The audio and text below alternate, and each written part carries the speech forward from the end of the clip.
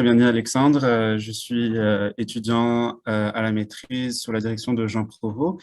Et aujourd'hui, je vais vous présenter mon projet qui se base sur la microscopie de localisation ultrasonore qui va être appliquée au myocarde. Alors, les problèmes cardiaques sont la deuxième cause de décès au Canada et elles se manifestent souvent par un rétrécissement des vaisseaux sanguins qu'on va appeler une sténose. Éventuellement, cela pourrait créer des crises cardiaques, une insuffisance cardiaque qui pourrait entraîner la mort. En clinique, ce qui est très souvent fait pour détecter une sténose, c'est que les médecins vont avoir recours à une angiographie qui consiste à détecter des images de vaisseaux et identifier de façon qualitative ceux qui sont obstrués. Une étude qui est menée par Tonino et al. Elle démontre que le diagnostic de ces maladies cardiaques par angiographie est parfois erroné, ce qui peut mener à des chirurgies inadéquates. Justement, l'image tirée de l'étude montre l'angiogramme de deux sténoses qui ont été évaluées par le clinicien comme comme ayant la même sévérité, mais alors qu'au point de vue fonctionnel, ces deux sténoses devraient être traitées de façon complètement différente. Il serait donc vraiment intéressant d'avoir des marqueurs quantitatifs basés sur la pression et le débit sanguin qu'on pourrait aller chercher de façon non invasive pour mieux diagnostiquer notre patient.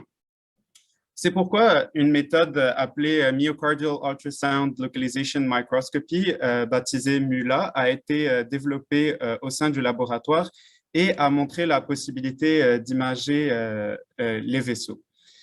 Cette méthode, elle a été testée à l'intérieur de la paroi du cœur in vivo pour un rat. Et elle se base sur l'injection dans le sang de microbules qui agissent comme des agents de contraste, ultrasonores. Ces microbules sont ensuite détectés par ultrasons et leur trajectoire est suivie pour au final cartographier les vaisseaux. Comme vous pouvez voir dans la première vidéo, on a le myocarde qui est imagé par ultrason durant une partie du cycle cardiaque. Et une fois qu'on va ajouter les microbules, donc ça c'est sur la deuxième image, on va pouvoir cartographier ces vaisseaux-là. Comme j'avais dit précédemment, cette technique-là a été utilisée sur le rat, donc sur un très petit cœur. Donc, l'objectif de mon projet, ça va être d'adapter cette méthode à l'humain et valider la méthode dans un modèle animal, donc notamment on pense avec le porc.